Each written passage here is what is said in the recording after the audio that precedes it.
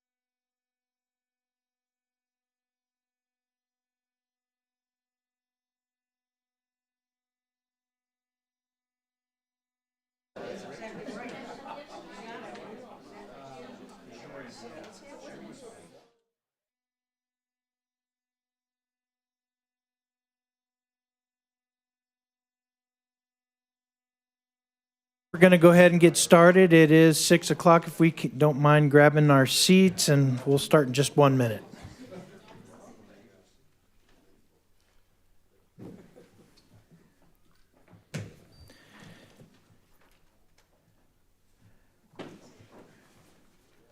All right, we're going to go ahead and get going if we have everybody. I think Councilmember Sobek's on her way. Here she comes. All right, so we'll go ahead and call the meeting to order. It is 6:01. Welcome, everybody. Today is Wednesday, August 2nd, 2023. And Madam Clerk, do we have, or actually, Mr. City Attorney, let's start with you. Do we have anything to report out of our closed session, sir? We do not, Mayor. There's no reportable action this evening. Thank you very much. Madam Clerk, have we received any correspondence on tonight's agenda?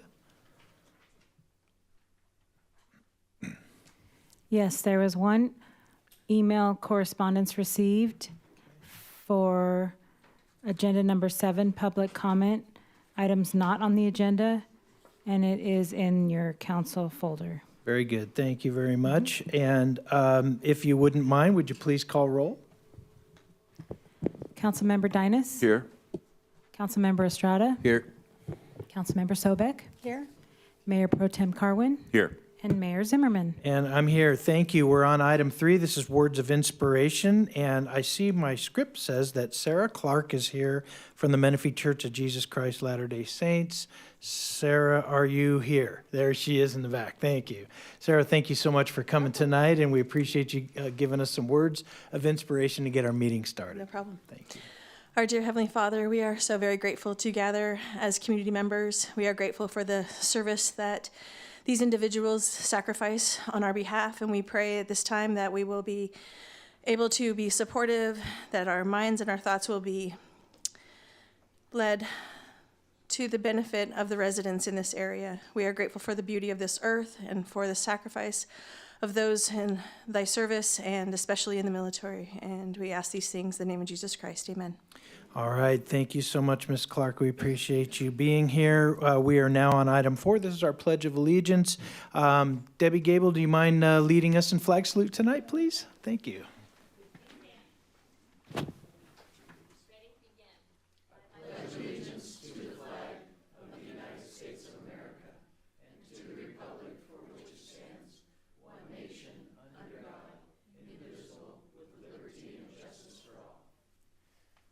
All right, thank you so much. We're on presentations, and our first presentation is our CAL FIRE presentation. We have our Chief Lonnie Olson here. Thank you for coming and welcome.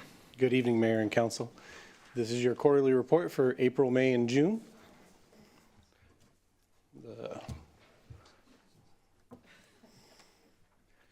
Next slide, please.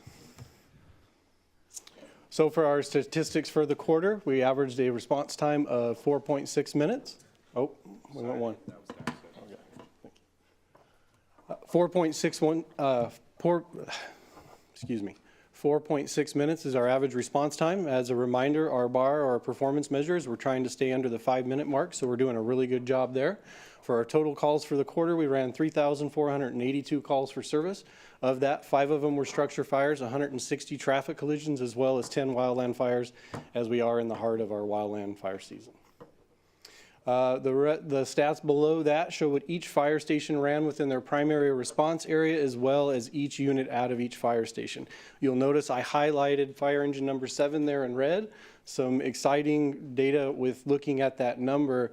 With putting the new medic squad into place, that engine is falling off of one of the top 10 busiest engines in the county. To give you perspective, last year that engine during this time period ran 1,444 calls. So we're seeing the effects of adding that additional resource within the city, and I'll get a little more into that on the next slide. And then the breakdown on the right breaks down the calls in a little better detail so you can see the percentages and where the workload's going. All right, so speaking of Medic Squad 7 and looking at and evaluating what public safety improvements has that caused within the city.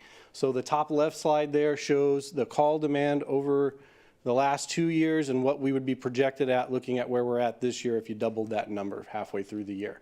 So you can see our calls have continued to increase. Now the bottom right slide shows in 2021 we were over that performance measure of 5 minutes. In September of 2022, we put the squad in place. We saw a little change in our response times. We dropped back under that performance measure. And then in 2023, year to date, you can see we're well under the number. And if you calculate that out, it's about 30 seconds per call. Take 30 seconds per call on an average and take that by 13,528 calls. That's a huge improvement to public safety within the system. So that's kind of what the medic squad has done for our city. It's great. There's the 5,000-foot view, kind of where all the calls occurred within the city. The blue are for medical, red for fire, and then there's a more basic breakdown there on the right for all the miscellaneous call types. For our automatic aid agreement with the city of Canyon Lake, we assisted Canyon Lake 16 times, and they came into the city of Menifee 5 times. For our jurisdictional report, it breaks down the calls we received from engines from other cities in the county area, as well as the assistance received from the other cities into us. So received would be the calls that came into the city of Menifee, and assisted would be the times that we went outside of the city to assist our partners. And for the county fire department updates, one thing you may have seen on the county agenda was they did some budget adjustments. We're hiring an additional 26 firefighters for the fire season and placing them on different county fire engines throughout, putting 4.0 staffing kind of surge capacity. As well as we're in active land negotiations for 1 fire station east of the city, and there's 2 total that are planned. Like, not at the point where we can disclose the location, but we are in active land negotiations. They are going to add additional staffing to the Winchester Fire Station. So that station now currently has a hazmat unit that's cross-staffed with the fire engine. Anytime there's a hazmat, they would both go. This year, they're funding it to separate those out. There'll be a full-time fire engine as well as our hazmat team. And eventually, we'll take some of that staffing from the surge four-person staffing. We're going to roll that into patrols until those fire stations are built, and one of them will be staffed at the French Valley Fire Station to help with the call load in that valley. For our Office of the Fire Marshal, they completed 254 plan reviews, 734 inspections for the quarter. For our performance measures, they stayed right at the 2-day turnaround time, and we saw a little bump in June as we promoted one of our fire safety specialists to a assistant fire marshal, but we're in the process of replacing that position and hiring it back now. All right, for our improvements, we bring in the brand new medic squad came into play, as well as you can see Fire Station 5 is well underway, and we have got concrete on the ground and are getting ready to finish pouring all of the concrete around it, as well as we finished and Fire Station 68 and added the ability to add additional staffing to the fire station. For our Menifee Lifesavers program, 21 community members were trained in CPR, AED, and first aid, as well as 33 staff members. And year to date, we've handed out over 509 vial of lives, and we've created 100 citizens within the city or community that are Menifee Lifesavers. And for our events, we did have the threat of a wildfire come through the city recently. It gave us an opportunity to see the full strength of our cooperative fire protection, as well as how great we worked as a city team. Menifee PD showed up real quick, was able to set up the evacuations, allowed us to focus on fire suppression, as well as several other departments within the city. The PIO's office, our emergency management, as well as public works and community service all played a role in making sure that we were able to coordinate, get the message out, and keep the city safe. Chief, did we get a cause of that fire yet? No, it's still under investigation. Thank you.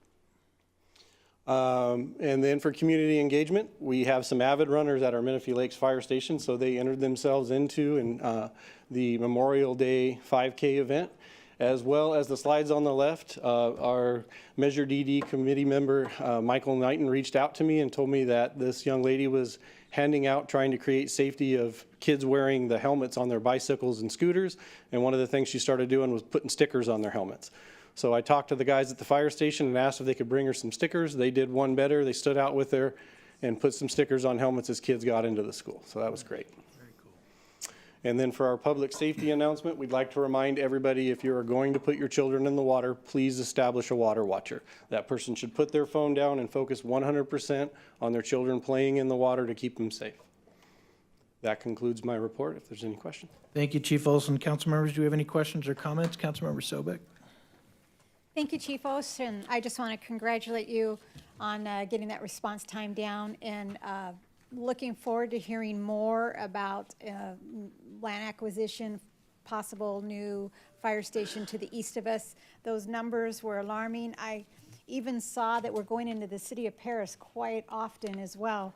So thank you for the update on the new Fire Station 5. Appreciate your report, and you guys be safe out there. And thank you for last night. You guys were out there at National Night Out. National Night Out with the police department. And I did see that some of our firefighters had to help some people that collapsed during that time. So kudos to you guys. Thank you. Thank you. Any other questions, council members, or comments? All right, and let me just ask, Chief, Councilmember Sobek mentioned that there's a lot more calls going where we're assisting Paris than they're assisting us.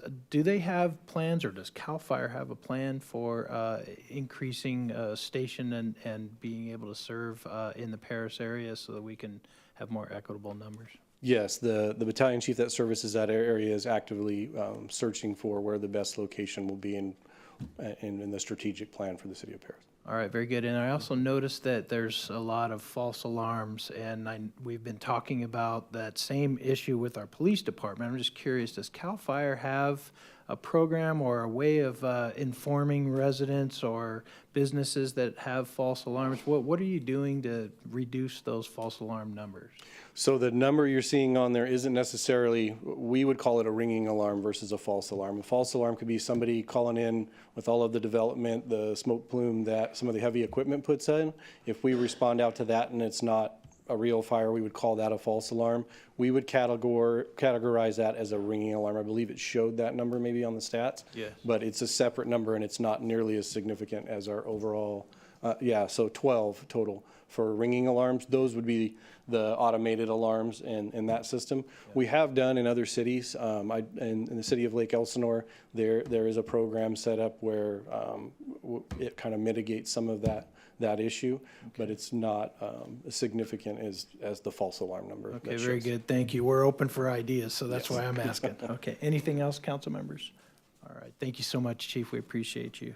All right, we're going to move on now to agenda approval or modifications. This is item 6. Madam Clerk, do we have any modifications to the agenda? Yes, Mayor. Staff would like to pull item number 11.2 off the agenda. Okay.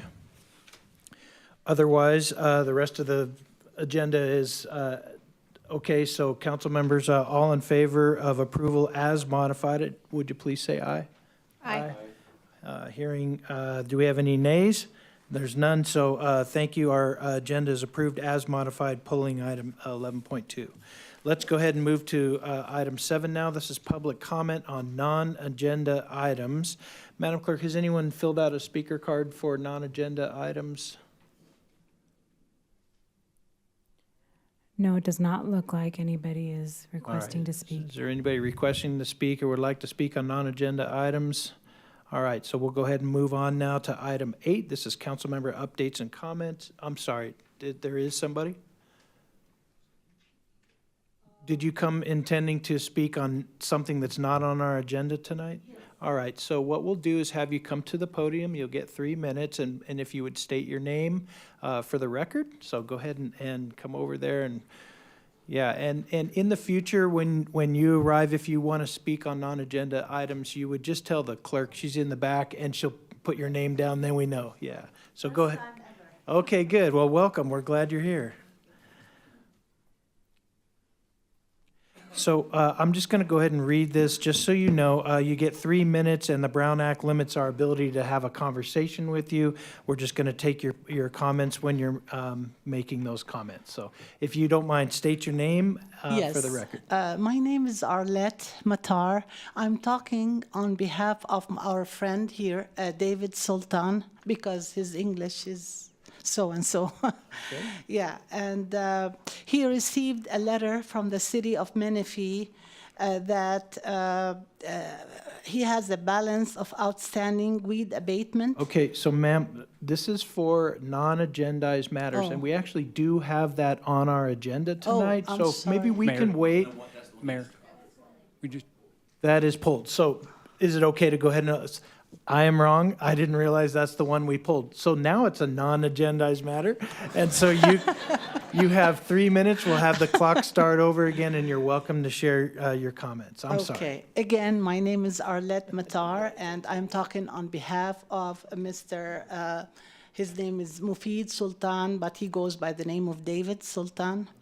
And he has a piece of property in Menifee, city of Menifee, and he got a notice of outstanding weed abatement charges, and it's 1,043, 1,000 something, 43, and he is saying that he never received any letters from the city of Menifee because he moved residency about 2 years ago, and he had tenants in the previous house that he used to live in. So first of all, he never received anything from the city, nothing like certified, registered, or anything. And even if they sent it to his previous address, he had tenants, and they didn't even bother to give him, to send him the letters. That's one thing. Another thing, his mailbox got broken into many times, and this is another reason that he never received anything from the city of Menifee.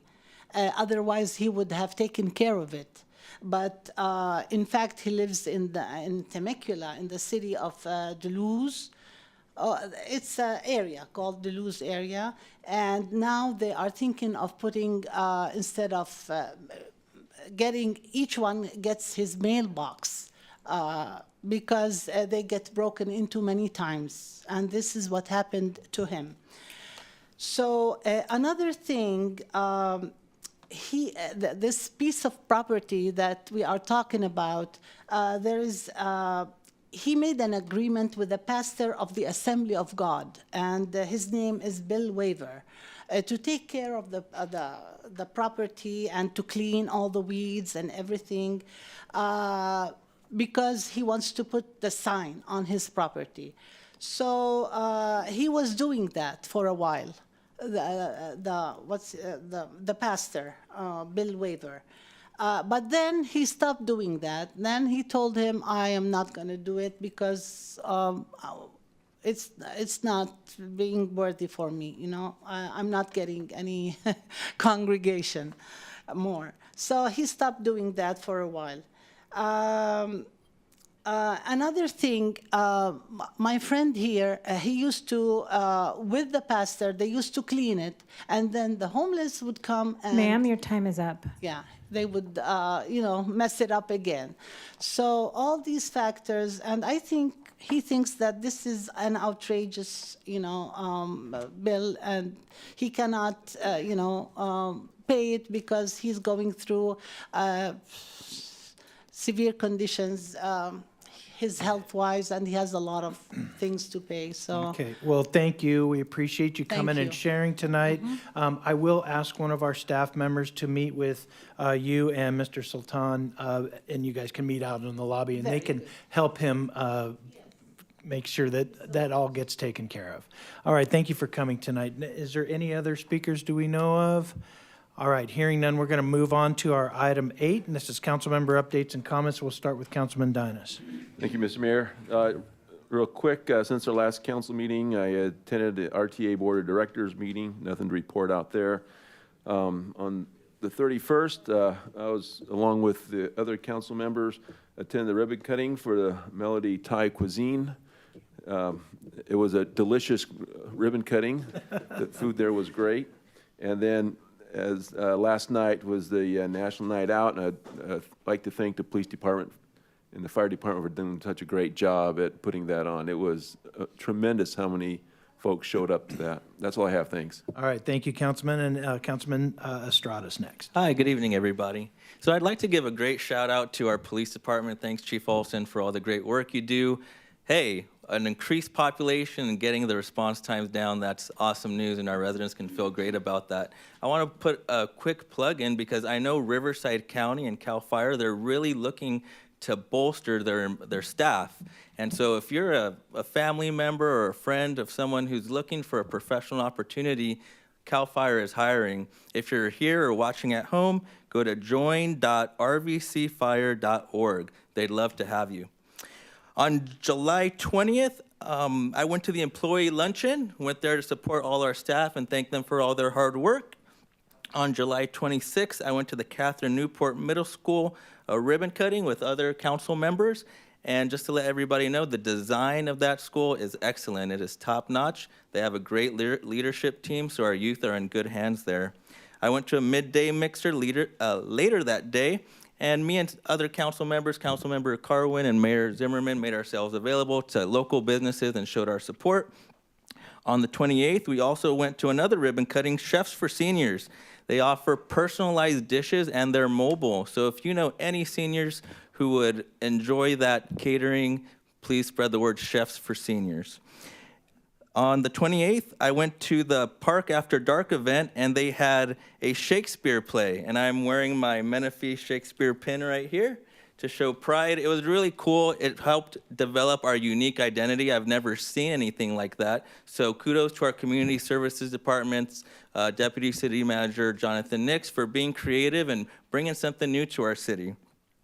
And finally, on the 31st, I went to Melody Thai ribbon cutting. It is there in the Cherry Hills Shopping Center, and I encourage all you guys to go help out that small business. The food was delicious, and I'll be back next week. That's all I got. All right, good report. Councilmember Sobek's next. Good evening, everyone. I'd just like to share a few things. Here are a few pictures. As you've heard, the Catherine Newport Middle School had its ribbon cutting ceremony. Just in time, this middle school will be opening with 800 plus students for this new school year. It is absolutely state of the arts. They have room for growth, but one of the things I did want to share, there was one of our residents, Mr. Craig Gruber, had gotten in possession Catherine Newport's saddle, her saddle that she rode on horses, and he donated that to the school. And as you can see in some of those pictures, the library, it's in the hub of the city, and the murals on the wall are just gorgeous. Looking forward to Principal Stearns bringing some of our youth will be our future leaders. It is just totally a beautiful school. Also, as it's been mentioned, we had the Melody Thai ribbon cutting yesterday and this week. And I will say personally, the shrimp Tempura shrimp was absolutely delicious, so you have to go try it out. It is in our little, I guess you can say, our little cute Cherry Hills Plaza that we have in Sun City. So I know we have residents that are looking for choices, and this is a great choice, new choice. So last night, just want to give a shout out and thank you to our police department and our fire department for putting out on National Night Out. The first 500 children received backpacks, and they ran out of backpacks. Every booth was giving away school supplies. They had free hot dogs, and our canine unit put on a wonderful demonstration. And they had, over here in one of the pictures, you can see they had a detective dunk. And kids were dunking one of our detectives. So it was a great night for our community. I do want to say congratulations to Sergeant Adams, our employee of the quarter. And I attended in Riverside County the Community Action Partnership Commission meeting. And that's all I have for tonight. All right, very good. Mayor Pro Tem Carwin's next. I'll start by commending our very, very active city council. As you're going to hear, a lot of us have attended the same events. We've had 4 or 5 council members at all of these events, and that's just such tremendous support for the community. I hope the residents take advantage of each of us when they see us at the events. If you've got questions, that's access why we go to these events, is so you can come up and talk to us and ask your questions and get information from us. I attended the ribbon cutting of Newport Middle School and got a nice tour of the facility. As the photos showed, it's going to be tremendous opening next week. For those who are concerned about access to the school from across Salt Creek, there's a new bike lane that's being constructed. It's just about done, and it should be done before school opens to make it a little bit more safe passage over there. So if you've got kids who want to walk or ride their bikes back and forth to the school, looks like we're going to have that safely available for them. Attended a Chamber of Commerce mixer at Pacifica Assisted Living. They always put on a great event over there, great facility. Ribbon cutting for Chefs for Seniors, as Councilman Estrada mentioned. Ribbon cutting for Melody Thai, as everyone has mentioned. And National Night Out at La Ladera Park. I was really thrilled to work with our Public Information Officer, Phil, to get everybody signed up for Alert Menifee. If you haven't heard about it, please go to our website and get signed up. You get your, there's a little QR code on there, or you can type in.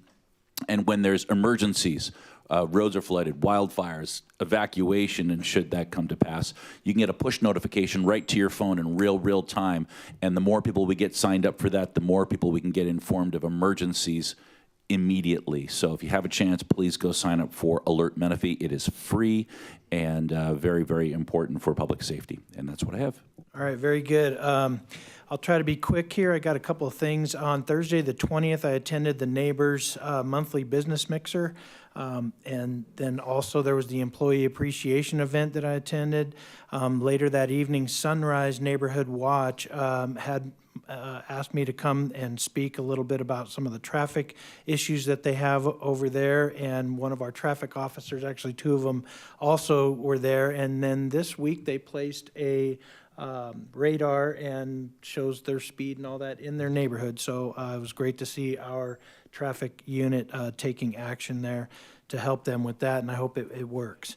The next day, Friday morning, the 21st, Councilman Estrada and I met with a resident over along a trail that was on Evans, and we walked the trail with the resident, and he was right. There was some issues that needed to be addressed with weeds, and our team got on it that day and got resolved. So thank you to Councilman Estrada for helping make that happen. All right, Saturday the 22nd, there was a ribbon cutting and a 1-year anniversary for Michi's Tacos, and it was really nice to be able to celebrate with them. And I know that the entire council was at the Catherine Newport Middle School, and I was there as well. And it's a beautiful campus. Looking forward to having lots of events there. Later that evening or afternoon, as Councilman Carwin mentioned, the chamber mixer at Pacifica Senior Living, and thank you to them for hosting. On Thursday the 27th, the chamber had a board meeting, and I attended that. And then at noon, there was a Rotary Club meeting, and our speaker was Jason White. And our history group joined the Parks Rangers that evening at Lazy Creek Park for an activity that was map making. And so they did kind of topography and street names, and then they cooked some s'mores with the kids, and I just really appreciate our park rangers working with our kids. On Monday, the 31st, there was a ribbon cutting at Melody Thai, and they were also our recent business spotlight, so it's great to see them being highlighted. And then last night, National Night Out, I attended that over at La Ladera Park. And I want to make a couple of quick announcements. This Friday at MSJC is our Foodie Friday, and it's just a wonderful event. And then next Saturday, the 12th, is from 4 to 7, there's going to be a car show over right here by our police station at New Hub Auto.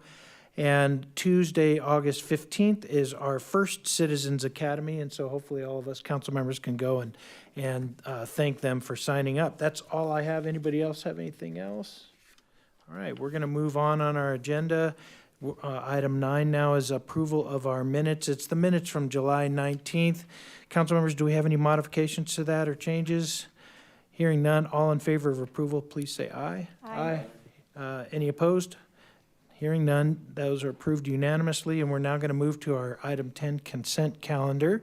All matters on the consent calendar are to be approved in one motion unless a council member requests a separate action on a specific item on the consent calendar, and if it's removed, it'll be discussed individually and acted upon separately. So, council members, do we have any consent items that we'd like to pull for discussion? Hearing none, council members, Madam Clerk, do we have any requests to speak on any of those consent calendar items? No, we do not have any requests to speak on consent. Move to approve consent. All right. Second. We have a motion and a second for all of our items except for 11 point, what was it? I'm sorry. That's right. You're right. All of them.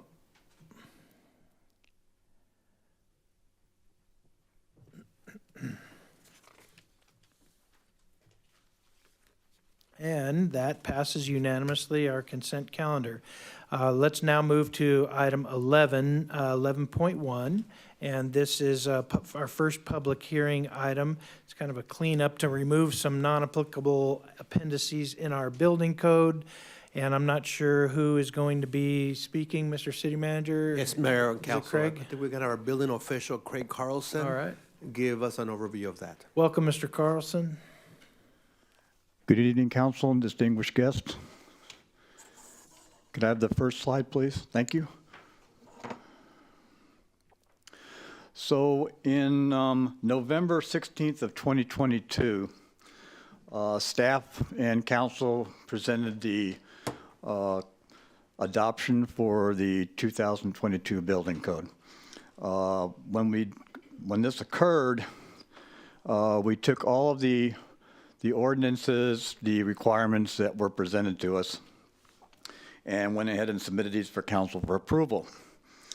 On April, the Department of General Services returned the adopted code with comments. The Department of General Services no longer accepts or allows for a blanket adoption of appendices without relevant findings. Relevant findings meaning that, for example, there is an appendice which designates specifics for tsunamis on the coast of California. This was one of the appendices that we adopted.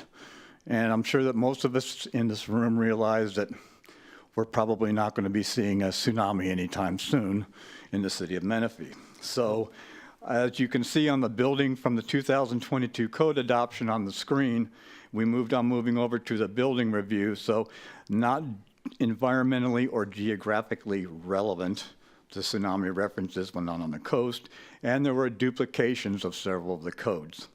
So in order to bring the codes into compliance, since there were no findings presented to the Department of General Services, we are asking council tonight to replace sections 804.010, 8.05.010, 8.12.010, and 8.16.010 in their entirety.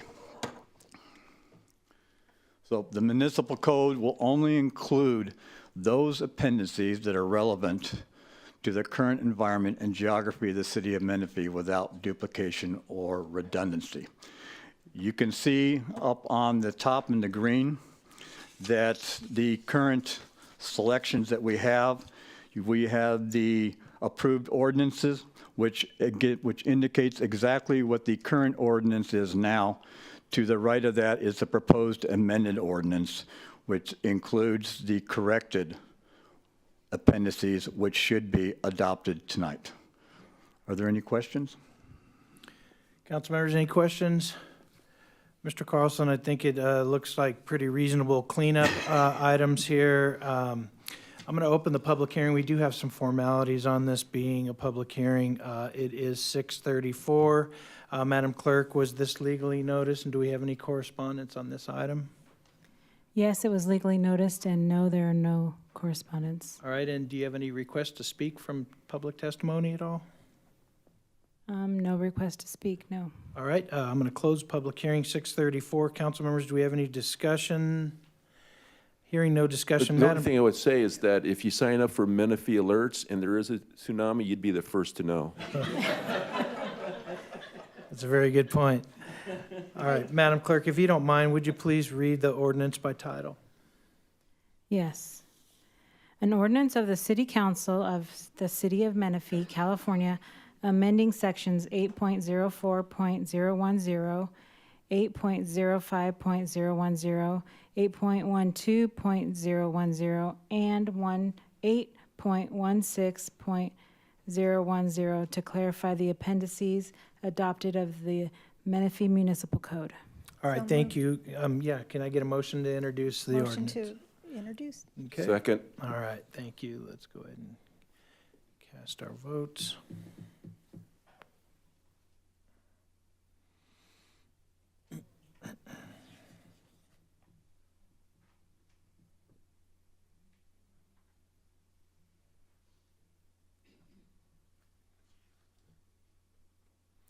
All right, and I see that passes unanimously, so we're going to move on our agenda. I know 11.2 was removed, so let's now go to our first discussion item, our only discussion item. Actually, there's two.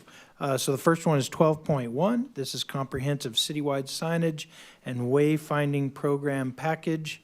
And I see Ms. Charters coming to the podium.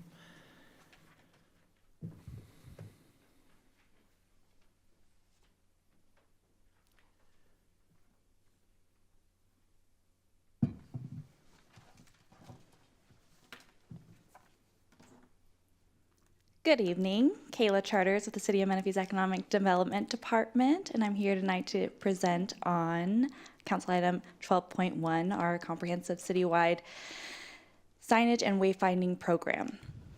So we wanted to start off with some of the work that's been done on this project leading up to today. So back in 2018, the council had a strategic item that I wanted staff to identify some gateways coming into the city. So staff did some work on certain corridors and identifying and researching gateway signage into the city and leaving the city, as well as some overpass and interchange signage. And what that resulted in was really the need for a comprehensive citywide signage package for uniformity and consistency. So in 2020, this city entered into agreement with RSM Design to complete a comprehensive citywide signage package. So with that, an internal committee was formed with Community Services, Economic Development, Public Works, Community Development Department, the City Executive Office to guide the design process for the comprehensive citywide signage. Back in March of 2022, we brought forward a 75% complete package. Council requested some refinement to that package. Back in November, we brought back the refinement, and now that leads to today where we're bringing back the 100% complete package. We did want to note how this is woven into some of our master plans, where citywide signage is mentioned throughout our general plan, as well as our parks master plan, as well as our comprehensive economic development strategy, and the action items placemaking and quality of life enhancements. We really wanted to dive in on placemaking and the importance of placemaking and what it really means. It means to enhance the community's assets to improve its overall attractiveness and livability. And it really is that sense of you are here when you are entering into a community, as well as knowing that sense of place when you enter and knowing when you leave a community. And that ultimately, it really is an economic development attraction tool when it comes to businesses locating into the city, as well as residents and workforce. We all know about the workforce challenges that our business community is facing, so we really are playing into the placemaking and using it as a tool to attract workforce talent to the community, because talent really is expecting to live in communities that are vibrant, attractive, safe. So placemaking really helps us when we're attracting workforce and economic development and attraction efforts. So back in November 2022, when we brought back the 75% package to the City Council that included 4 of the sign types, which was primary gateway signage, vehicle directional signage, monument signage, and placemaking signage. Today we're bringing back a complete package that has the addition of park monument signage, street identification signage, park regulation signage, freeway overpass signage, as well as a sign locations map that is conceptual in nature. The exact sign locations are subject to approval by the city engineer and community development director. And Cody Clark has hit some traffic on his way here. So I am going to go over some of the designs with you guys today. We're going to begin with the designs that were included in the 75% complete package. And wow, would you look at that timing? I am so excited to welcome up Cody Clark. He's with RSM Design. So he's going to begin with some of the signs that were included in the 75% package and then introduce you to some of the newer sign additions. And with that, here's Cody. Wow. That was great timing. Wow, that was like an amazing cue. All right, cool. All right, cool. Well, thank you guys. So yeah, I wanted to take a step back a little bit. I think most everybody here has seen these a few times before, but it'd be good to always kind of take a step back and revisit, kind of in addition to what Kayla was saying, but from a design process. So for us, you know, we always want to dig into, when we look at a comprehensive signage family, we want to look at kind of the soul of the community. That's kind of first and foremost, like, what are we going to represent? And it's not only the legacy of what the community has been, but it's what the current state of the community is, but also future looking. And what are the goals, the objectives, what's the soul, what's the desired market, what's the desired residents that we want to embrace, but also draw and attract for the future. So when we started this process, again, lots of visits here, lots of understanding, okay, what's the entry points, what's the boundaries, what are the decision points, all the fundamentals of how do we start to capture and wrap our arms not only around kind of the community itself, but what are the functional requirements that it would take for us to create a comprehensive wayfinding system for the whole community. And again, we always look at it independently from where I'm going to enter, but it's also how is this going to unfold over time. Most cities don't pull the trigger on things like this overnight. So we understand that it takes a lot of commitment, a lot of planning, but also a lot of understanding about how do you start to phase things like this. And as they grow with the city, the sign system can also grow. So the first piece, again, when we start to look at these, we look at them comprehensively. We look at them as a family. We're going to walk through these kind of individually, and then we'll walk through a family really here at the end. But for us, we always want to, again, we want to represent the brand. We understand that a brand is, with every city, is a time and place. And most cities go through brand exercises. Most cities evolve brand exercises. And it's our job to really look at, okay, well, what's the current state of the brand? How do we represent that effectively? And again, how do you do a thread of past, current, and future to make sure it's all represented the best that you can through what a sign can actually offer, right? There's more to a community than a sign. So in this case, when you start to look at this sign, the primary gateway, is what's the entry point? What's the front door? How do you mark the boundary of the community? How do you say who you are? How do you create that instant impression? What's the perception? And then again, what's the continuity? So for us, we look from the first piece really here, is that beginning marker, that icon. And when you start to see these things, we explore these things in 3D, we look at them in space, we imagine where they are actually in space, within the community. Does the size work? Does it need to be vertical? Does it be horizontal? What's the daytime experience? You see this during the daytime. Again, it's city first, brand second. We start to really think about the hierarchy of that. What's the right materials? How do you add warmth, texture, landscape? So it has layers, it has layers of meaning, and it has layers of texture. We also look at it at night. That is kind of a strange representation of what it would look like at night, but in a fully lit room. But again, it's brand forward, city forward. Okay, so that's, again, you want to make sure that that has a tone to it at night. We've looked at a lot of different iterations of the brand, and again, incorporating something that's more sculptural versus where we are today. Like I said earlier, brands come and go, brands change, brands evolve. And you want to make sure that the sign has flexibility in the way that it's constructed, where it can adapt. You can pull it off, retrofit, change it if you need be.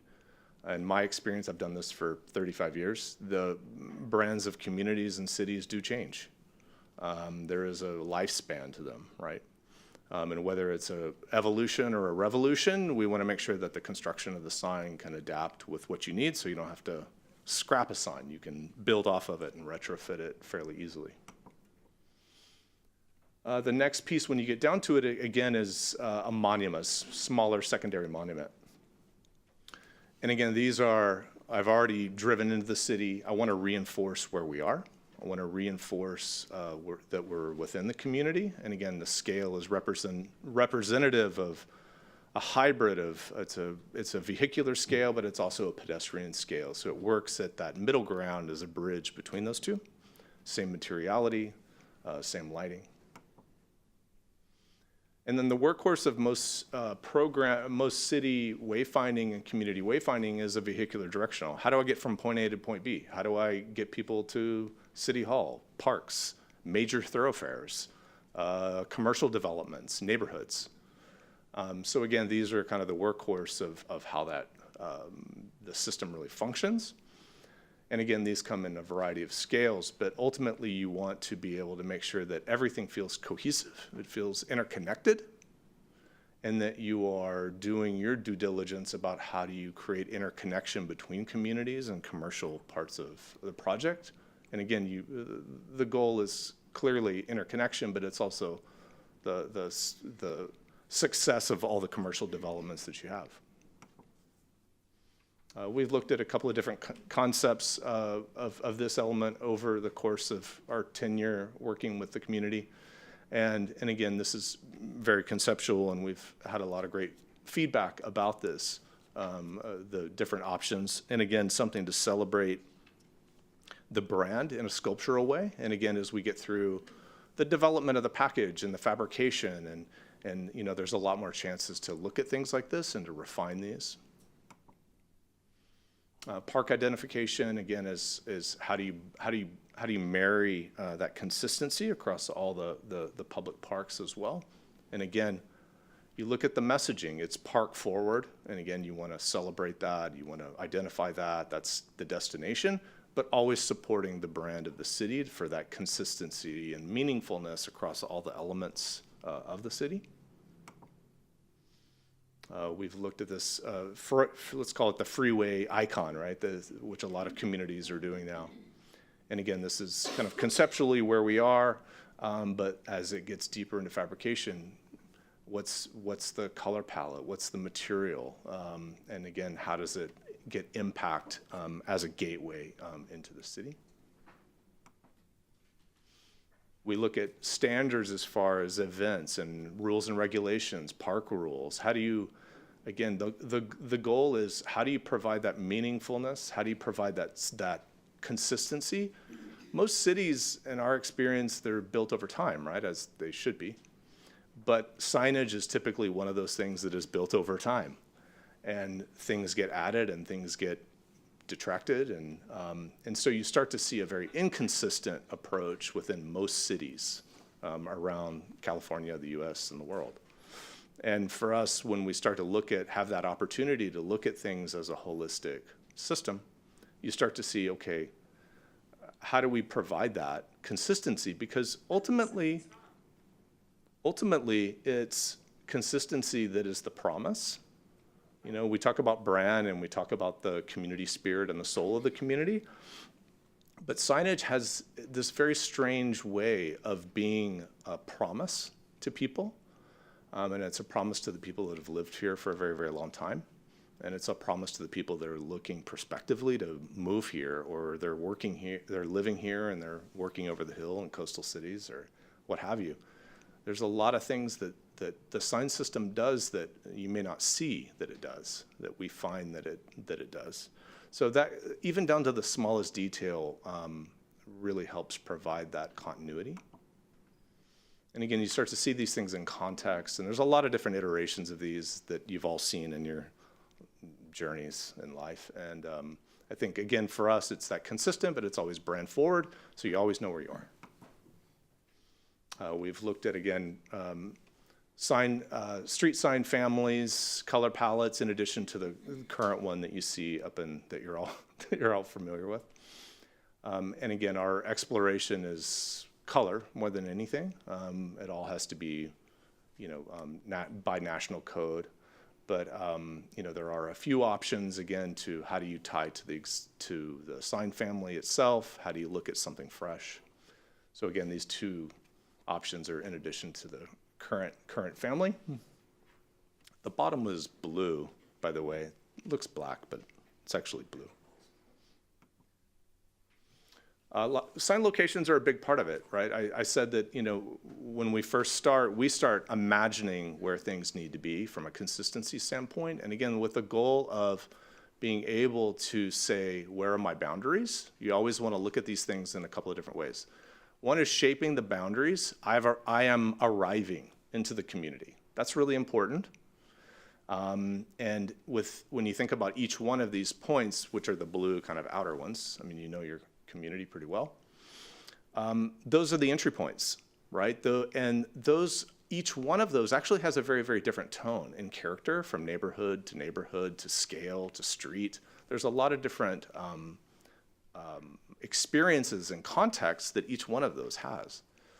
And so we start to think about, okay, today the family is what I showed you today, but as you start to get into the development of this family, you would have to go to each site and say, okay, well, what's appropriate here, right? One may not be appropriate, or one might be, this is the perfect location for today, but this might be a better location in 5 years or 10 years, or when development and density occur in this one area. So there's a lot of different ways to do this. We look at it as, what is the complete family and what gets you to the ultimate roadmap? Then when you start to get the monuments were the little baby ones that we showed.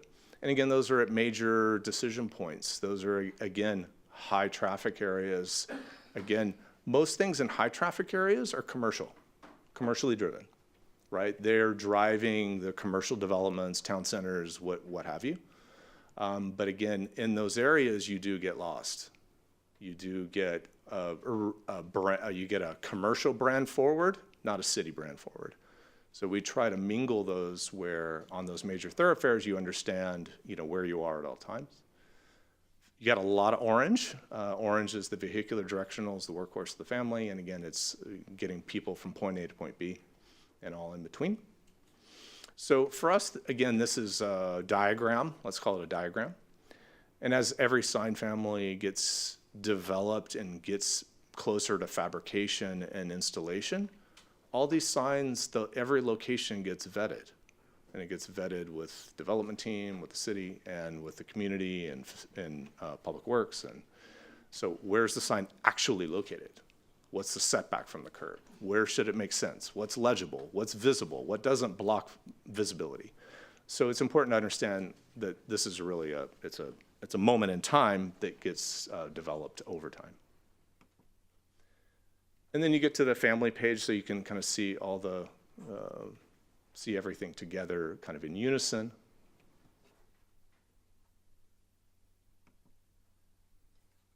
And then I'm going to hand it back to Kayla. Thank So looking at next steps moving forward, we wanted to talk a little bit about the approximate cost for the sign package. This would include the new, also doing existing replacements and conversions. It's estimated to be around $900,000 to a little over $1 million. We wanted to emphasize that it's a estimation, and there's of course many factors that go into the price of constructing signs, like cost for materials, costs for labor, the location of the sign, whether we have to bring utilities to it, or the quality of the fabricator of the sign. But we did want to emphasize that the cost is not ideally going to be placed solely on the burden of the city. It would be shared with the development community as new development comes in, as well as the opportunity for potential grants that could help with the projects moving forward. So if the city council would like to move forward with the sign package, an internal committee with several key different departments would be collaborating on a phased implementation plan that would outline funding sources such as grants, new development CIPs, timing, and that plan would be brought back to City Council for consideration. And at this time, we would be happy to take any questions. All right, thank you, Ms. Charters and Mr. Clark. Council members, do we have any questions for staff on this discussion item? Okay, council member, I think first in the queue is our Mayor Pro Tem Carwin, and then we'll take Councilman Estrada. Thank you. I was just curious, I've noticed that over the past several months, we've been changing out a lot of the street signs, and now we're proposing to change them out again.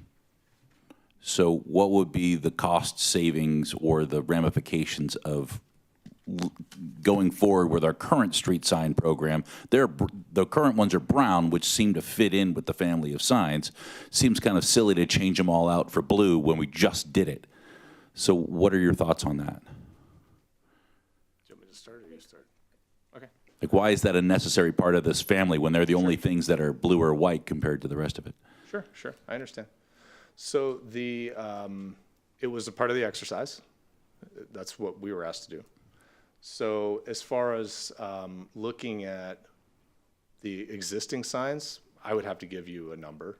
I don't have all the numbers split out as far as what the estimated fabrication would be for every single street sign. Clearly, that number that you looked at would be less because it's anticipated, that number anticipates those street signs. I guess I was more looking for your impression of the, I don't know, overall aesthetic of leaving the street signs into the current configuration. As far as the color palette? Within the family of signs, is that inconsistent? It seems pretty consistent. It's consistent to a degree. I think, the color for sure. Color for sure. I think generally that color palette is one we're looking at in the street signs or in the wayfinding body of the signs. It's not brown per se. It's like a Corten, right? It's like it has a earthiness and a texture to it versus like the street sign, which is brown. It's a historic brown, right? I don't see anything necessarily wrong with it. It fits in from a color palette perspective. And so I think for us, we always make things work, right? So then just to wrap this up, I was curious, I don't know if maybe Mr. Fiddler, if he's here, or if anybody knows the answer to this question, how far into the replacement of our street signs with the updated brown are we? If we've only done like 10% of it and we can stop it, then that's fine. Are we almost done with changing them all out? So where are we in that program? Mayor Pro Tem Carwin, I don't know the exact number of replacement schedule that we have, but we have in the past few years with all new development have included brown signs. There is still a significant amount of various colored signs, whether they're green or white, whatever, that was out there prior to the city incorporating to change out. Have we already paid for all of the signs to be changed out? No, we're actually doing that with in-house staff. We order signs in batches. We'll go through a community and do the whole community at one time. We have kind of put that program on hold since this has came up in the last couple of months. And we put that on hold to hear how council discussion went. Thank you. Those are all my questions. All right, next up is Councilman Estrada. Question. Mr. Clark, thank you for all your hard work. I know you've been working on this for a couple years. I just want to get to know your rationale a little bit more. When you were designing and your thought process, what did you see as the soul of Menifee? What was the identity you envisioned when you designed this? I think what you're seeing, we went through a lot of different iterations, right? So we went through multiple concepts, and some were, let's call it more transitional, not traditional, because there is like a traditional aspect of the community, which is great. Every community has it, and you have to celebrate that part of it. And so we looked at things that were very forward-looking, right? Which I think some of the members here have seen. So I think where we are today is a hybrid, which is great. I think you start to look, okay, how do you build on the warmth and the character of what's here? How do you there's a casualness, friendliness, but there's also a forward-looking part. So it's like, okay, where is the community going and headed? So I think those two things coupled together is where we really landed, which I think I agree with. You're trying to marry all these things in something that's kind of intangible, like a sign, like the perception of that. But I think it does a great job at marrying those two things together. Okay, second question. I looked at the balloon design, the balloons on the overpass. Oh, sure. I'm not aware of too many retailers who do hot air balloons in Menifee, so I'm trying to figure out how that got tied in. Sure. So this was really a play on the Gateway to Wine Country as one of the marketing and tourism tools that we use in economic development, as well as this is conceptual in nature. So when we do take it to fabrication, we can add other elements such as horses or the water tower, some of the more unique items in Menifee, and what comes from the unique identity initiative that's coming forward soon. We can take items from that and add it into it. So it really is a play on the regional branding of the Temecula Valley and the wine country. Okay, thank you. And then my third question, you actually led into it. Where exactly are we? Because I know this new strategic plan says Menifee is to define our unique identity. Where are we as of today in that new 5-year plan? I know that they're doing a kickoff meeting for the RFP for that the feasibility study right now, so I know that they're getting it started. Thank you. Councilmember Sobek, do you have another question? Or? Yes, I do. Okay. Thank you. Going back to the family page, I have a few, I just kind of summarizing everything on that page. One thing that I don't see on there that is kind of needed is at our for example, at Central Park, I have heard over and over that it would be nice to have a signboard at Central Park of upcoming events. Like community And so, board? Yes, a community board. Yeah. So is that something that we can incorporate in this program under the parks section? I don't see why we wouldn't be able to just take elements of the signs that are already created and make something similar to fit within the families. Okay, I just didn't see it addressed, and I know it's a need since we're getting so many parks. And different parks have different amenities and activities for children, and it would be nice to be able to have that information. I'd like to go off also of the freeway signage. I did see that is conceptual. I would like to ask if it's possible before that decision is made, that can come back to the council for discussion. City manager says yes, we can. Okay, thank you. And I agree on the street signs. We've been changing them out to brown. We have new development that's come in, and I don't know if we can kind of leave the ones we've done, and if there's something that's compatible, a earth tone, as you mentioned, that we might be able to move forward, just as a thought. But my biggest concern is public safety. I've driven around town, and I do know some neighborhood street signs cannot be read. And I'm concerned also with the safety at night with our first responders and our police. Can these signs have a reflective element to them? They can. Yeah. That would be incorporated into the Public Works when they do the fabrication of the signs. But if you So can you share a little bit about that, Nick? Because I've heard that before, you know, to have that reflective element. That's a great question, Councilmember Sobek. Yes, the new standards require that the street signs have reflectivity, retroreflectivity on them, so they're visible at night. Great. Yeah. So in looking at these street signs, when they mention street signs, there's two things in my mind that I'm thinking about. When it comes to the street signs on corners of neighborhoods, you have the smaller ones, but then you have your larger street signs out on your main thoroughfares. So do we want to look at those, maybe the main thoroughfares taking on one of your suggested colors and doing neighborhood, or do you want them all the same? What would be best? What you're recommending or suggesting is we have two different types. We have the internally illuminated signs, which are hung from the traffic signal mast arms. Is that what you're referring to? Yeah, the two different, yes. Versus our typical street name marker signs, which are on a little post in the corners. Yeah, that would be a recommendation from the council. But the street name marker signs are obviously a lot more expensive. I mean, the mast arm signs are a lot more expensive to retrofit. So is that what they're talking about with this exhibit?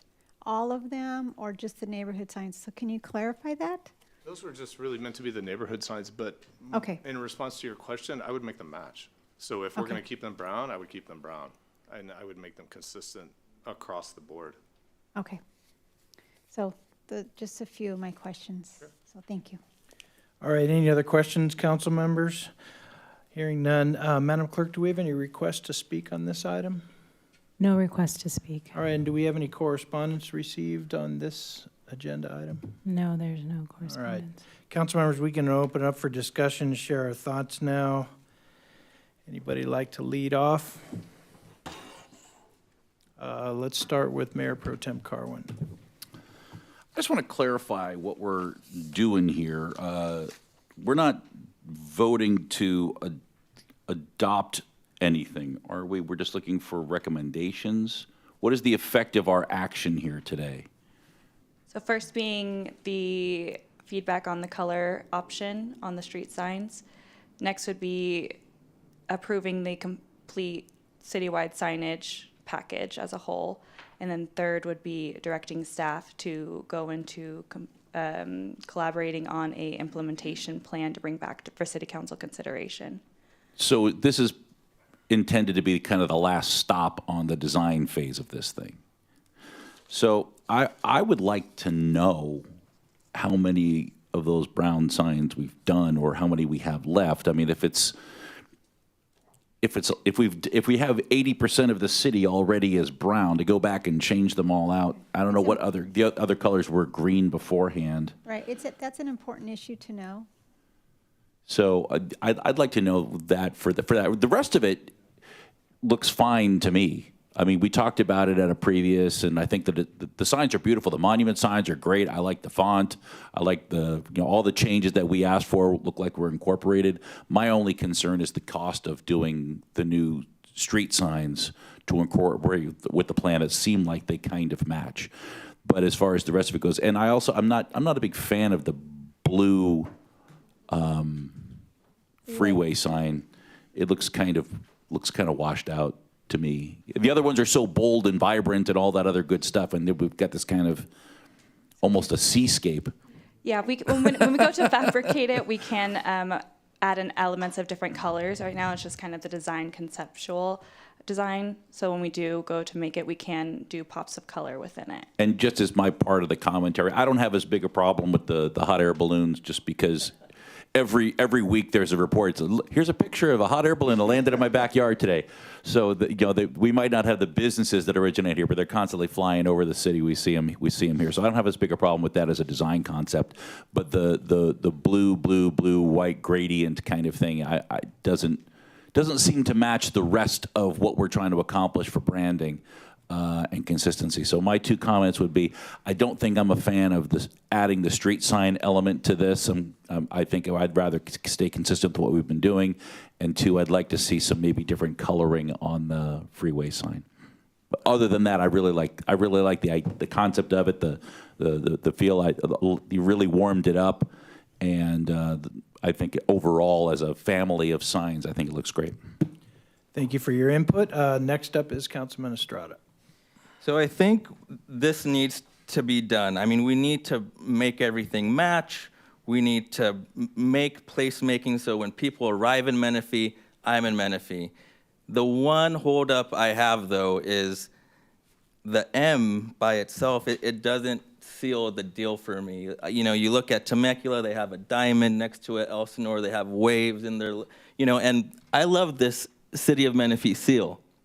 We have the rural identity, we have the quail for Quail Valley, we have the pickaxe for our gold mining identity. You see the oak tree, and that really tells me, hey, I'm in Menifee. So when I asked you, Mr. Clark, what does Menifee mean? Well, to me personally, it's a rural identity, it's homey, and I wasn't really sold too much on the friendly, future-looking it was a little wishy-washy to me, and that's not your fault.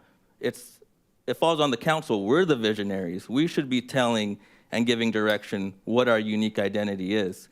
So I believe this plan is important. We should go through with it, but I don't think we're there yet. I know our new strategic plan talks about next year establishing our unique identity, and until we have that unique identity set, like how I feel when I look at that right there behind the mayor, then I would be okay carrying out and spending $1 million. All right. Thank you. Next up, Councilmember Sobek. Yes, thank you, Mayor. I appreciate Mayor Pro Tem Carwin's in regards to the freeway sign. As I mentioned, it is conceptual. I have asked that it come back to us for discussion. I do believe it needs to show the past, the current, and the future as you are trying to do. You are embracing our past and our current in these signs, and you are, I can see as a future, bringing economic development with these signs into the city. We have talked about this for 2 years. We decided on some of these things before. You've made those changes. We've had a lot of conversations. And so I love, on the directional sign, it's clear, it's concise, it's easy to read. Great job there. I do have an issue with the costs with the street signs. If we spent a lot of money, I do think we need more information on that, as Mayor Pro Tem said. But thank you. I think this is going to take Menifee to the next level, and I'm excited about it. So thank you. That's my comments. Thank you. Next up is Councilman Dinas. Thank you. Along with the freeway signage, I think a lot of it's the blue. It just kind of like you see it, but kind of ignore it because it doesn't jump out at you. I think that's part of the issue. And, because you look at the Scott Road there, they have the acorns and stuff, then you put some modern blue thing right above it. Just kind of seems like, hey, look what we had left over. Let's stick it up there. I don't think that's what we want to do in Menifee. When it comes to the street signs, I think that's a small portion. I think, if we just kept with what we're doing now, I think it matches, as you said. I think that's fine. I don't see any reason why we have to stop everything and change it all just for change's sake. It works, and I think there's financial reason to do it for all the signs are lit up at the intersections. You just stay with that and then address that way down in the future when time does come to do that. On the monuments, the thing is I'm glad to see that it was addressed, that you got the M in there, but that there's ability to change that. And I'm hoping that wouldn't cost too much if we decide to go, well, we've seen that, now it's time to do something else. We decide then to just do the city seal or something like that, that it wouldn't be so cost prohibitive that we had to, you know, spend as much money updating it as we'd spent putting it up there in the first place. But this whole process is like, well, modern is good, but we need to remember the present and the past as well. And I think you did a good mixture on that, you know, the transitional, a mixture of the transitional and the traditional, you know. So I'm happy with that, but I think what we're seeing here is, you know, the freeway signage there, the overpass, you know, something maybe throwing some, whatever that makes Menifee a little more unique. Don't worry about the signs, keep marching forward with those, and everything else I think is fine. All right, thank you, Councilman, and I'm going to share my concerns. I guess not concerns, it's just a suggestion, but we're all different. I think if each one of us was given a paintbrush and a canvas and some paint, we'd probably paint 5 completely different pictures. So we're not all the same. We're probably going to have different perspectives. Mine is a suggestion for council to consider, and I want to make this clear, Mr. Clark, it is not a reflection on your quality of work. You did a great job, and I know you've been working on this hard. The team has been working, so I applaud the effort. But this is just how I've kind of felt all along. I felt that some of the signage was a little bit sterile, and I know we tried to warm it up a little bit over time with the planter boxes and put some flowers and whatnot. And that's a good step, but I still just kind of feel like when you're trying to say this is the signage that represents all these different places, our industrial area, our residential neighborhood, Quail Valley, Romaland, downtown, and have one common sign, it just feels like it may fit here, but maybe not there. So that part just frustrates me. I'm going to ask our council members if you agree that it might just be related to timing. I know Councilman Estrada brought up, 5-year, 7-year branding. It changes. We're 15 years old now. We've had 3 different brands, a swoosh, a tree, an M, and so there's something else next. It's reasonable to assume that we'll probably change again. We were calling ourselves new, better, best, but at 15 years, I don't know if we're new anymore, so we're going to change.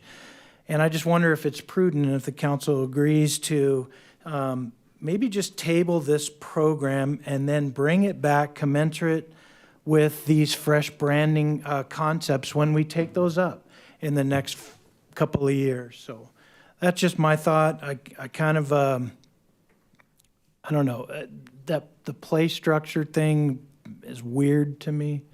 I don't know how else to even describe it, but I've never really cared for that, and I kind of hoped it would go away, but it's still there. I'm not sure about illumination and for those signs, if we're planning on going solar, if we know that there's electricity, but we don't even need to get into it. I wonder about Ethonac Bridge, if that's the location for the overpass sign. Do we own that? Do we have the ability to put that there?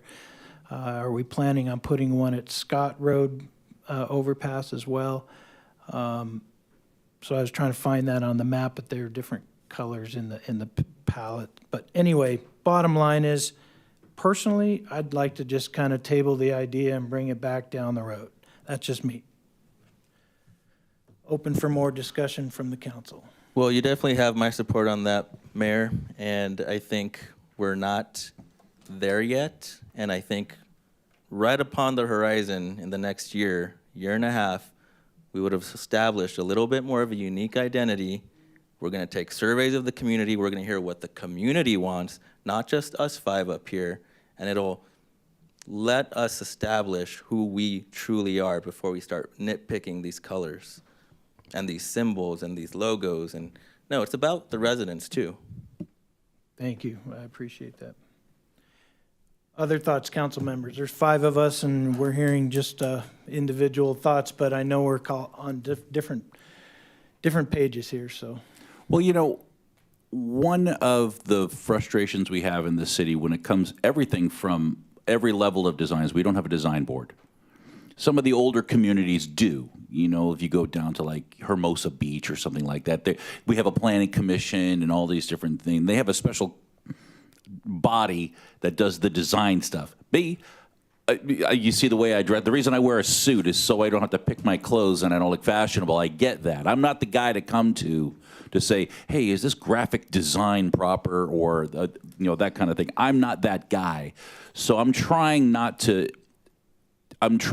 be nitpicky on design, because I trust the team knows design better than I do. That's why we hire somebody instead of us sitting down with 5 different canvases and designing it. I do think the time has come with all of the development we've made that the things are starting to get pretty inconsistent throughout the city, and it's kind of frustrating. So this gives us an opportunity to add to it. I think the timing is right for it, with all of the new development that has happened and all of the things that are coming along, all the things that we're improving. It puts a fresh coat of paint on the city, does that kind of thing. And these signs, based on what I'm hearing, are kind of interchangeable in that you can take the fascia off with the lettering and the logos and change them out without taking the pedestals out. So for me, I think the timing is right for that, and I'd like to see more consistency as Menifee is becoming this boom town, that we show that we're a city of the future rather than a stagnant mix of things. And as these new designs come in, if you look like right over here, we get the difference in the buildings between like the Yellow Basket and the DeVita building and the Rancon building and the school board building. Everything's completely different right here. And that's the effect of not having a consistent plan. So I think this kind of sets a tone for consistency that I like. I like the design. I think they've done everything we've asked of them. And I think changing the nomenclature on it would set the different parts of the community. But having, you're in Menifee all the way around is something that I like the idea of. But one thing that you point out, I didn't even think of, that both of our entryways into the city are owned by other cities. The southern side of the Scott Road Bridge is in Murrieta, and the northern side of the Ethanag Bridge is in Paris. So you already be in the city when you get the big overhead thing. Not now entering isn't going to be a thing. You'll be, hey, you're in the middle of Menifee, but which isn't as impressive a statement. But as far as the monument signs throughout the city, I think it's a good time to at least do that. I respect your opinion for sure. I wouldn't mind holding off on the freeway thing, because I don't think we've got that down. Councilman Dynas is next. Thank you. Thanks for bringing up the pacemaking signage. I'm happy to not do that and save money. I know you changed it, but not enough to thrill me enough to. You're talking about the jungle gym? Yeah, Okay. yeah, with all the little kids playing around it and the little liability issues that are floating around there. If we don't do that, then I'm happy, because unless a developer's building the park or something, you want to try something there on their dime, give it a shot. But it doesn't do anything for me. When it comes to, I agree with Mayor Pro Tem. This table, the freeway overpass things there. On the signs themselves, the monuments, I kind of like it. It is the future and the past together. I'm not the one really to know what's in the future. That kind of what's going on today, I have to ask my grandkids that. But I think we've asked you to do it. We've had lengthy discussions. You've come back and done everything we ask, and I'm happy with the monuments the way they are. And so I can support that. As long as we don't see a couple of the other things here, then I can support it. Thanks. All right, Councilman Dynas, thank you. Next up is Councilmember Sobek. Yeah, placemaking sign, yeah, Mayor, it kind of doesn't do a whole lot for me, and I agree with Councilmember Dynas that if a developer wants to do it in one of their parks and try it and let us see it, I'm totally fine with that. I also agree on the freeway sign to maybe wait on that one until we go through the process. As Councilmember Estrada mentioned, when we go through and we find out who we are, that freeway sign might be a good one to wait on. But I have to agree that with all the development, I do believe it's time to unify our signs. And so that would be my 3 comments on that is to the placemaking sign. Yeah, we can maybe scratch that. It's kind of weird. I agree with you, Mayor. And then the freeway sign, wait on, but the rest, directional signs and such, I think it's time. Okay, and Councilman Estrada's next. Yeah, as far as the placemaking signs, you know, I would enjoy, and I think it would get a lot more traction if we had a big city seal, let's say in Central Park.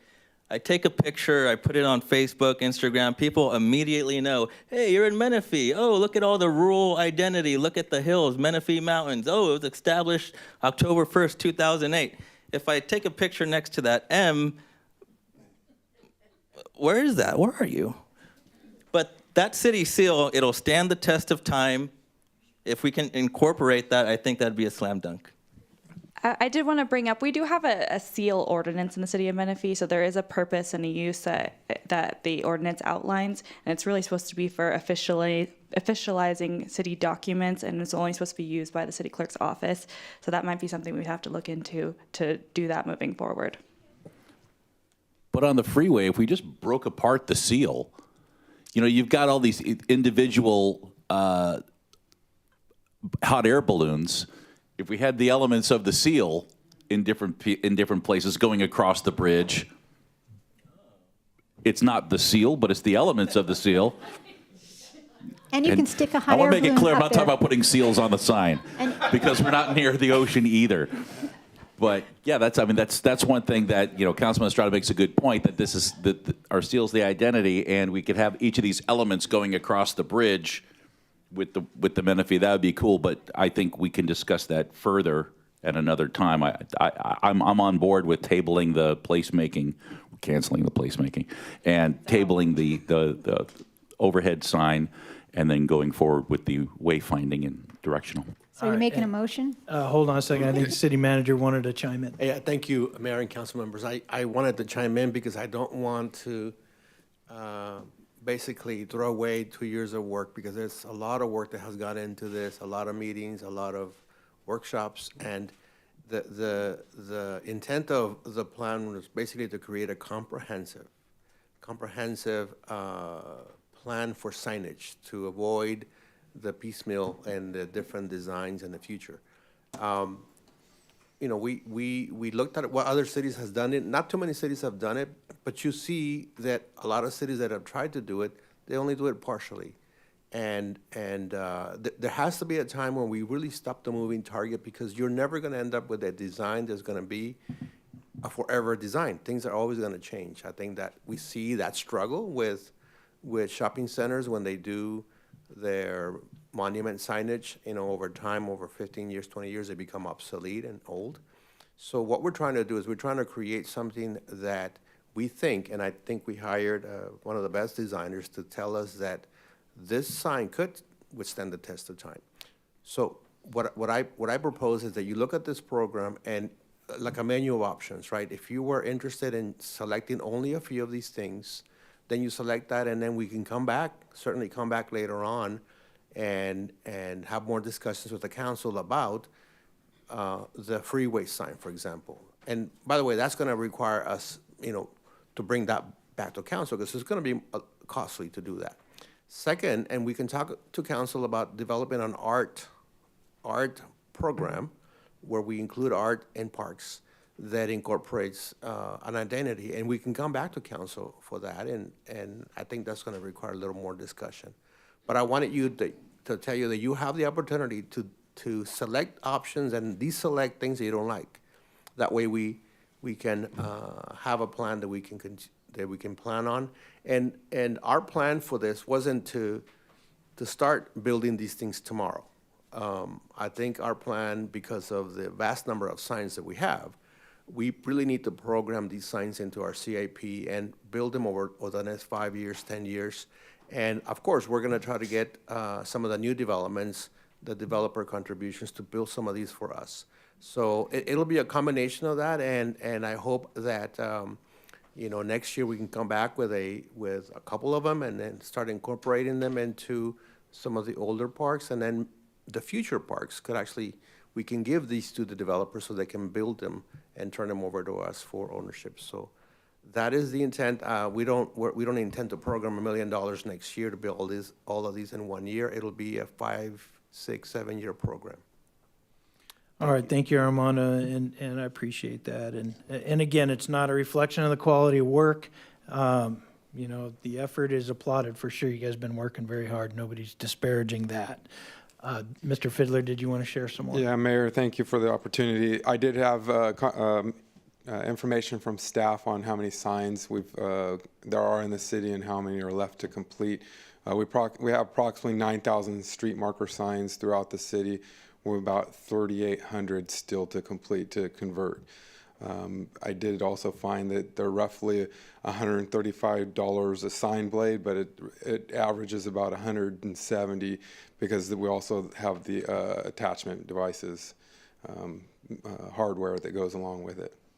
Thank you. That's great information. So council members, that's one of the things that we really haven't talked about. Are we in the mindset to leave it alone and stay brown, or are we in the mindset to start phasing in one of these new colors and we have to decide which one we like better? What do you guys I want to like do? the brown street sign with the city seal on it as is. Okay, Councilman Dinas? Yeah, I think since, as the city manager said, this is over, 5, 10-year period, we move forward with it. And I think we need to prioritize how we do that since it's going to be a long term. I think the monuments and things that we don't have now needs to be the top priority so that people know when they're entering and leaving Menifee. But the street signs, I think we just continue with brown. They do match. Everyone's used to it. And at least I'd rather do 38,000, go back and do 9,000 of them then. Right. Yeah, you guys agree? Okay, so I think that we have direction on the street sign. We're just going to take that out of the I like program. that Menifee, stay brown. Stay brown. All right. Lighten it a little bit. And it sounds like we have consensus, but I just want to make sure I know what I'm doing up here. Are we going to take a motion in a second and actually cast votes to do all those things we talked about? Remove the street signs from the program, remove the play structure, whatever that thing is, but implement a phased plan for also remove the freeway overpass from this program and take that up at a future date. Is that right?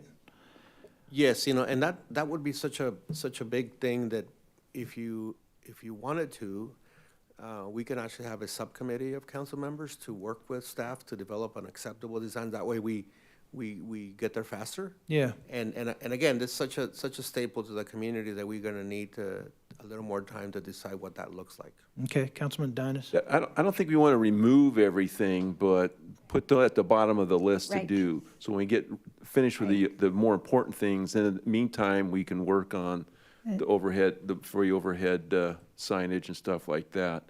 Instead of just saying, well, let's just, get rid of it and think about it later. We should keep it on the table. So as was mentioned that, when we do our identity part of it, then it's still there and we don't have to restart it all. We can just continue to work on it. I So would I- agree with that. And also, the city manager mentioned about talking about art in the park. I think that needs to be a separate conversation later, separate at some time. So, Mr. Melching, will you help me out? Because there's all kind of things all over the place floating around in the air, and I don't know if we need to take a vote and summarize all of that, or have it be brought back to us and have staff try to summarize it and put it in a nice package with a bow for us to approve? Mayor, if I'll take a shot at what I'm just guessing at the consensus of the council based on the statements that have been made, but using the recommended actions, number 1, provide direction on color selection for citywide street sign color options, brown. That was number 1. Yep. Number 2, approve the completed comprehensive citywide signage and wayfinding schematic design package from RSM Design. The answer to that is yes, approved, subject to further work on the park placemaking sign and on the freeway overhead sign. They remain in the program further work to be performed on those. Number 3, direct city staff to collaborate on phased implementation plan for citywide signage program, yes. Those would be the 3 pieces, at least as I think I heard consensus. Council members, you agree? What about the directions for drivers? I didn't hear that part. That is Because I left the, that out on accident, and I don't know where you ended up, where the consensus of the council ended up on that. the program. Yeah. It's, So That is- I agree with what he said, and I'll make a motion on that. sorry, can I get clarity? I have multiple people talking, so. Sorry. On when, the drivers are looking for directions and that marker, what did we decide on that? So I'm guessing at the consensus of the council, but I think, and I hear that Councilmember Sobek is about ready to make a motion. If she's making the motion, those remain in the sign program. Right, but to be determined later, I the don't, design. I don't, There's 3 of the council members, I believe, are saying they're okay with the design as it is. Oh, okay. So the motion will be to include the blade designs, the placemaking and wayfinding as proposed in the drawings. And those could always be removed, right, guys? So. Just, The logo, we just can for interchange those. clarification, we can retrofit when the brand changes. Yeah, they'll be designed so it can be retrofitted. Okay. Okay. So I'd like to make that motion based on the comments. I'll second. Thank you.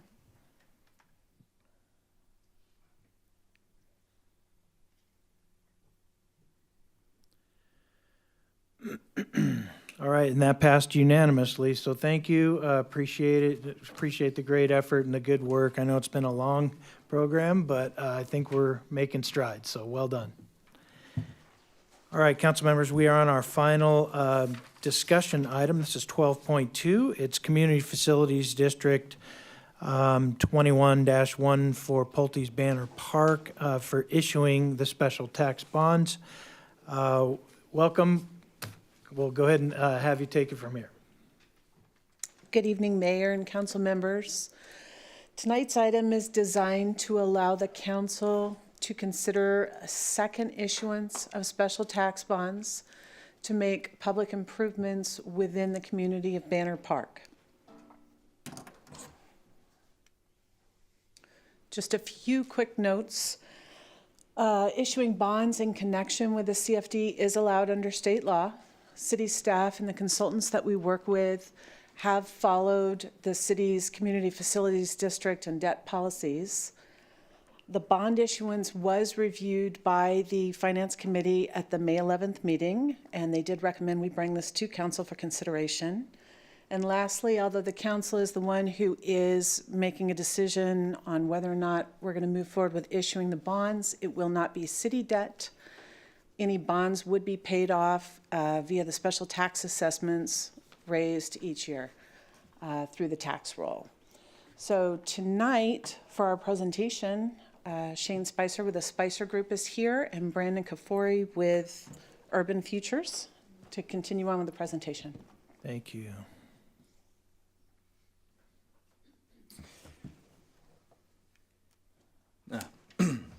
Good evening. This is not the first time you've seen this slide. We've had a couple bond issuances come through, and we have one more in the wings.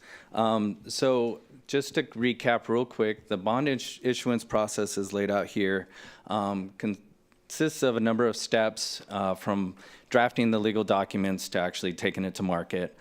We are now at the third step here where the city is approving financing documents to allow proceeding with the issuance to the underwriter and allowing the underwriter to sell bonds.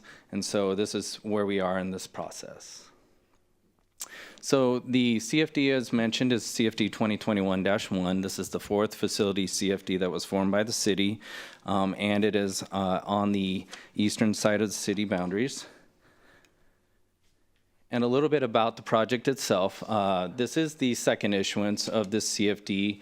As mentioned, it was located on the northwest corner of Dominigoni Parkway and Lindenberger. The community includes 250 single-family residents, and at date, there are 256 permitted parcels, and we are actually selling out the rest of the bonds for this issuance. This also provides us an opportunity to reduce the property tax in subsequent years to account for that savings from that coverage that we had mentioned previously. So the financing overview is to not to exceed 17 million. This issuance is in amount not to exceed 7.5 million and is going to be issued in parity to the 22 series bonds. Proceeds are to finance public improvements, and the estimated special tax for homeowners is the $2,600 to $3,100 with that 2% escalator. Again, subject to reductions after this issuance. And with that, I'll turn it over to Brandon. Welcome, Mr. Kafori. Good evening, Mayor, members of the council. Brandon Kafori with Urban Futures. We're the municipal advisor on the transaction. I'm going to present a few brief slides on the financing overview. These should look familiar to you as well, as they're consistent with our other recent CFD items that have been brought forward for financings. As Shane indicated, the authorized amount for this issuance is not to exceed $7.5 million, and the resolution does a number of things. In addition to the issuance of bonds, it approves certain documents that are necessary for the financing. Those are listed before you on the slide. I'll just read them off here. The preliminary official statement, first supplement to the bond indenture, continuing disclosure certificate, bond purchase agreement, and the acknowledgement of the good faith estimates. In an effort to provide some transparency here, we're showing a brief overview of the transaction statistics. So at current market, we're estimating a par amount of a little over 6.3 million. It's 6.325. This is a 30-year financing with a maturity in 2053. And as you can see on the left side with the sources and uses, of the total par amount, the majority goes into the project fund for the improvements. In addition, there is a reserve fund, which is consistent with our other structures, as well as the amounts for cost of issuance. The right side shows the proposed debt service in the graph. So you can see we've modeled out here both the 2023A bonds as proposed, as well as the parity bonds issued in 22. Mr. Spicer indicated there's a 2% escalator here. And as you can see, the debt service is structured to give some coverage relative to the proposed special tax collections. We like to present this slide as well. This just shows another layer of transparency for the issuance costs for the transaction. All of these are paid at closing out of the bond proceeds. The rates have been negotiated with each of the parties. And again, this is also consistent with the prior Banner Park level of costs and the other recent CFDs that the city has executed as part of its program. Just to wrap up with our tentative timeline, should council choose to approve the item, the financing team has been hard at work to prepare all documents and get the item ready for sale in the public market. We're prepared to do this as early as next week, assuming we can post the preliminary offering document to investors tomorrow or Friday. And as is standard with other financings, there's a 2-week period between the date of pricing and our closing. So we currently have that penciled for August 24th. So with that, that concludes the prepared presentation. If there are any questions, I'd be happy to address them. We have members of the financing team in attendance as well. Thank you. Excellent. Thank you for your presentation. First question's coming from Councilman Dinas. Thank you, Mr. Mayor. On slide 5, you said the proceeds are to be used to finance public improvements. That's on a reimbursement basis, is that not? Okay, then I would ask staff then, on this project, have all conditions been met by the date that they were supposed to be met?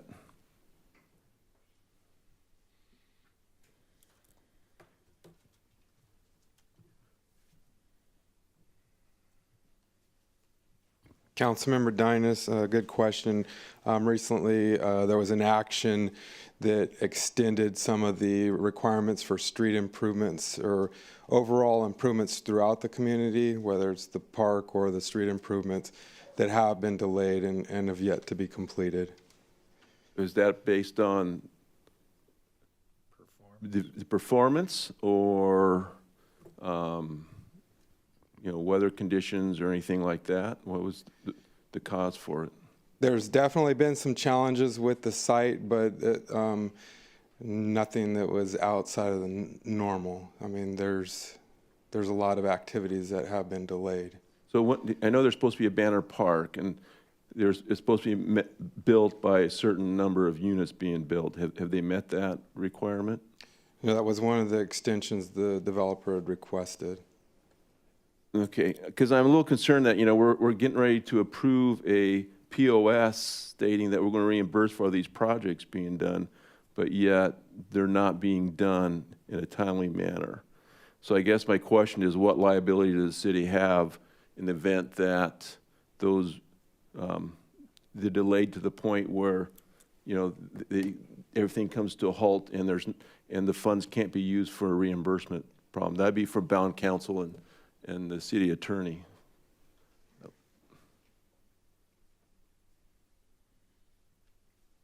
The projects don't actually have to be done when you issue the bonds, as long as you do have a reasonable expectation that within certain IRS time limits, they will be spent on those projects. So, and that's generally a 3-year window. Okay. Yeah. If it's a performance issue, why the things aren't moving forward, that Pulte's not working, is for some reason delaying things, and I'm not real excited about approving a bond issuance for a developer that's not performing up to their conditions. So I don't know what the rest of the council would consider, or if they have any concerns. But okay, they have 3 years based on the SEC rules. I guess that's what it'd fall under. But I'm concerned that we, as a city, would start issuing bonds when developers cannot perform in accordance to their conditions. So I'll open that up to the rest of the discussion. I mean, Nick, do you feel confident that this is a project that's going to be completed and those infrastructure things that are public facilities are going to be delivered timely? Well, I'd hope within 3 years, yes. I know there's some challenges still with Briggs Road. That's a project that they're trying to work, or an element of the project they're trying to work through. There's some landscaping that's still outstanding. I think the park is fairly close to being complete. Those are the major components that are still outstanding, that the developer has requested an extension of time and additional occupancies for, which was granted. So that definitely would be complete within 3 years. The other thing that we have is we are holding a certificate of occupancies until those improvements are complete. But Councilmember Dynas brings up a good point. It's outside of our control on when those improvements are completed. It's totally up to the developer on the completion. All right, thank you. Other questions, council members? Yeah, I just have a question. Can you go back to the slide that shows how many homes have been completed and how many are left to be sold? Is that?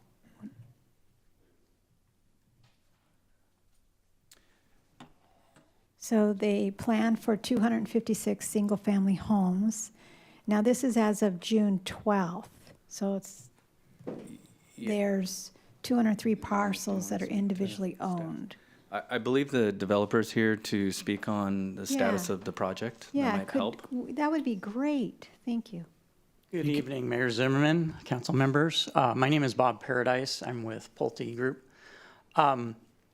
Just to speak to Councilmember Dynas's questions about some of the outstanding items. For the big ticket items such as the park was sodded last week, and we are scheduled to get our electric meter on Monday. Water meter gets put in this Friday, and then we were at the point, then we can start the process of turnover, grow in, those types of things. We'll start punching it out with the city staff. As far as Briggs Road, we're scheduled to pave up there this Friday. We still have some sidewalks and things to do up that road as well. In addition to, there is a Edison backbone that goes across Briggs Road that'll be done after that paving. So that would delay the sidewalk portion, which is a city improvement, because those Edison improvements would need to go in first. There's also some grading, the remaining grading of Briggs Road that we're currently undergoing right now, which probably be a little longer term. Can you answer my question? I'm sorry, could you? So going back to that slide, that was as of June, so we're into August. You had 203 parcels sold out of the 256. Where are you at now? Do you know? I think as far as sales, I think we're signed up with only 4 left to sell. Okay. And are you confident you can have this done within 3 years? Absolutely. Thank you.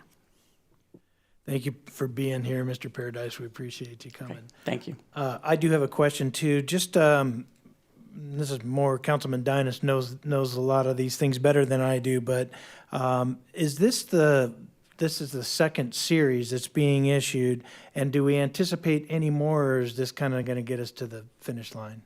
Yeah, good question. No, this completes the amount of bonds that can be issued, and in the future, they can only be issued for refunding purposes. Okay, very good. The reason I asked, because I think when it was originally established, there was an anticipated 17 million, but we're nowhere near that with Correct. these. Correct. Yeah. Okay. Any other questions, council members? All right. Madam Clerk, do we have any requests to speak on this item from the public? No, we do not. All right, and do we receive any correspondence on the item? No. Thank you. Council members, any more discussion, comment, or are we ready for a motion to adopt the resolution? So I'd like to thank the developer for being here and, Yeah. Answering my questions and giving some comfort in knowing that. And with that, I'll move approval. And I'll give you a second.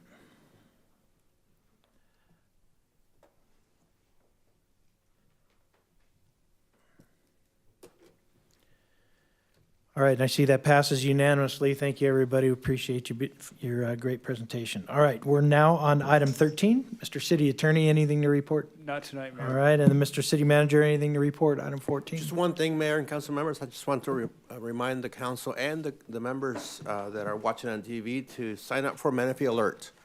I think we spend a lot of time and energy in trying to make sure that we communicate with the public, and it's a good way for them to find out when things are happening and like road closures and emergencies. So please sign up. You can download, you can actually take a picture. We have a code that you can download the app, and then you can sign up. Okay, very Thank you, good. Mayor. Thank you. Council members, any future agenda requests? Hearing none, we're going to go ahead and adjourn. It is 7:51. I want to thank everyone for coming tonight, and I hope you are staying cool this summer.